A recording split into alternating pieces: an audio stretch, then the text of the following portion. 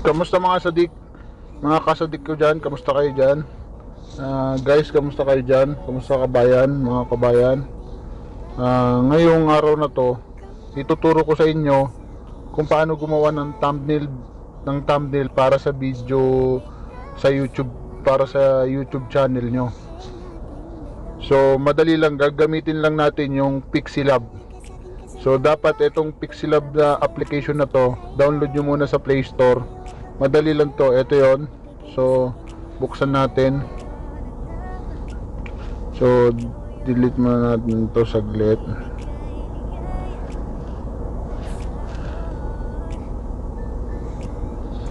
So, pag binuksan nyo, ganyan ang magiging kalalabasan yan. Pag binuksan nyo yung pixelabb, balik tayo sa gallery. So, ito yon, buksan natin yung pixelabb. So, yan. So, take note lang guys, bago kayo gumawa kung meron na kayong picture para sa thumbnail nyo, yung picture na para sa thumbnail nyo is galing doon sa video kung saan nyo ilalagay yung thumbnail nyo. So, screenshot nyo lang doon, o kaya kung nakapag-picture kayo para doon sa video nyo, mas maganda. So, punta tayo dito sa plus sign sa taas. Yan, tapos click mo yan. Ang lalabas dyan, ito, yan. So, punta ka dito sa from gallery. So, lalabas yung mga picture dyan. Yan. So, punta tayo dito sa may recent. Dito sa tatlong guhit na to sa taas, sa bandang kaliwa. Click mo yan, tapos punta ka sa image. Yan, tapos pili ka ng picture kung saan naka-save yung pictures na gagamitin mo. Punta ka lang doon punta tayo sa screenshot. So, ito yung gagamitin natin. Try lang natin to. Itong picture na to. So, yan. Tapos, ito, ganyan natin siya. Tapos, ito, ganyan natin siya. Tapos, check nyo lang. Yan na. So, yan na. So, ito na yun. Napunta na siya dito sa pixelabb, yung picture na gagamitin natin. So, palakihan lang natin siya. Yan, hanggang sa ano.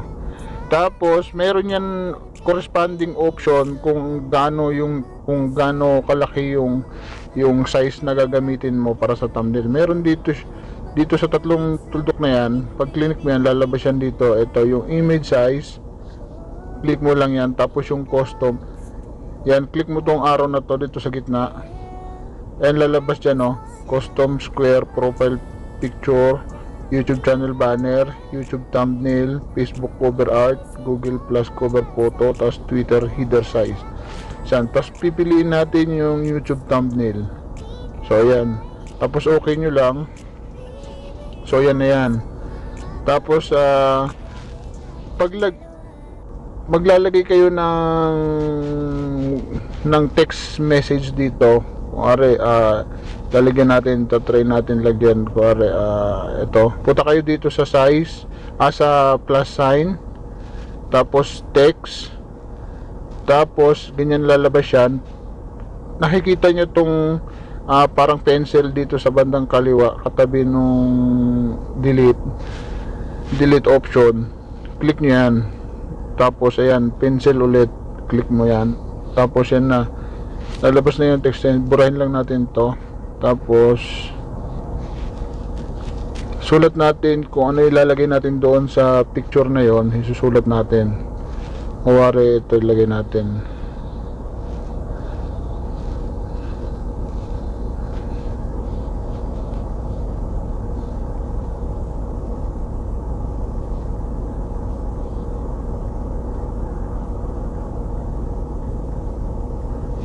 Yan. Bahala na kayo guys kung anong gusto nyong size nung text ang ilalagay nyo. Kung pwede yung malalaki, bahala kayo. Tapos, yan na, ito na yon. Tapos, kung gusto nyong palitan yung font, yung size nung sulat, tsaka yung color, ito lang yon. Palitan muna natin siya ng yung font size nya. So, punta tayo dito sa A na to. Tapos dito sa style. tapos browse. Yan, pipili kayo ngayon dyan sa default, tapos meron siyang style. Sa style wala eh, punta lang tayo sa default. Piliin natin itong pangalawang option. Ito, yan. So yan na yan, lalabas ganyan. Tapos kung papalitan nyo ng kulay, kasi pangit ng kulay niya, scroll mo lang to yung mga option papuntang kanan. Ito yung color, yan.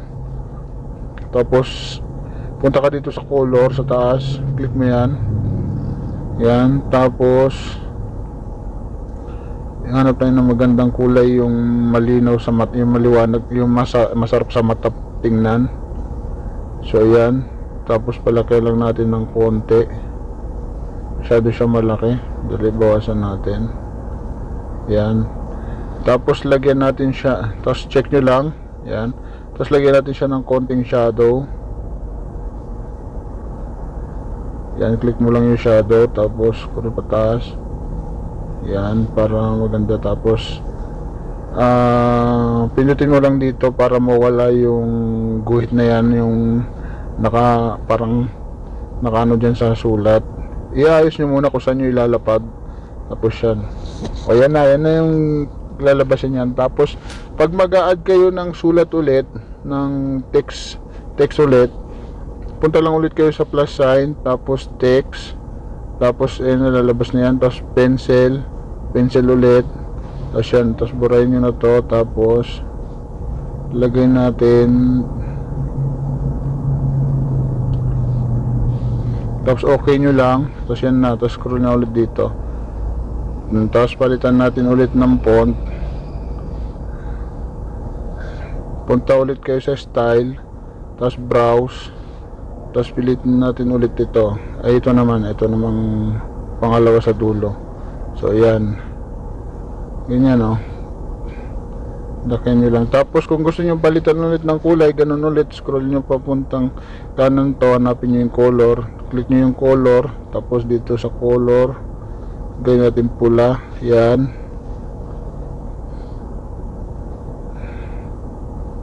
yan, tapos yan, ganyan lang. Tapos depende kayo na bahala guys, mag-ayos kung anong maganda, kung anong gusto nyong ayos nung pagkasulat. Pwedeng ilagay nyo dito sa ilalim ng ganyan.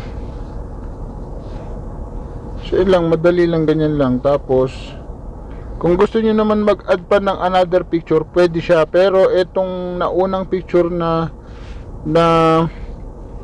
nilagay nyo, lilitan nyo lang siya, dapat kalahati lang, o kaya kasi matatakpan siya pagka naglagay ka ng panibagong picture, matatakpan niya yung una. So lagay mo siya sa half lang yung unang picture, tapos maglagay ulit kayo dito sa plus sign ulit, tapos punta kang gallery, tapos kunwari ito, ilagay natin to, yan, ayos lang natin yan. Tapos check yan, tapos ganyan lalabas yan. Yan, kunwari, tapos lakihan lang natin tong konti para tapos natakpan na yung sinulat natin pero mas maganda yung isang buong picture na lang. So tanggalin lang natin to, wag na yan,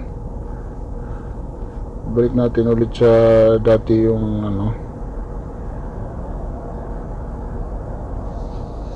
So ganyan lang mga kasadik, ganyan lang guys yung gagawin nyo, madali lang dito. So kayo na bahalang mag-explore kung ano. Marami ditong option sa baba, ayan Tapos pwede natin itong lagyan ng mask, o kaya cancel ay pangit. Pwede natin i-rotate, pwede nyo i-rotate ng ganyan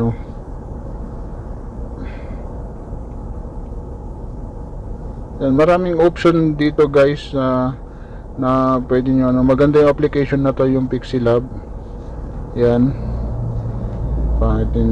So ganoon na natin dito. Yan, tapos pagkatapos nyo na, kuwari tapos na kayo dyan, click nyo lang tong parang etong pangatlong option dito sa taas. Ito, ewan ko ano option ba to, basta yung nasa gitna, yung pinakagitnang option, click nyo yan, tapos save to gallery, ayan na.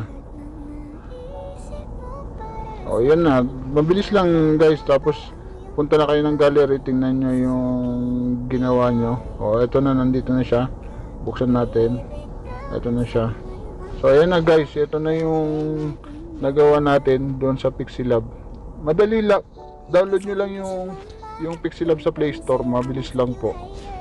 So yun, sana nakapagbigay ako ng idea kung paano kayo makagawa ng thumbnail para sa video nyo sa YouTube channel nyo. So yun, hanggang dito na lang mga kasadik, mga kabayan. Salamat sa panonood, at kung nagustuhan mo ang video na to, please consider to like, share, and subscribe na rin po. So maraming salamat po sa inyong lahat.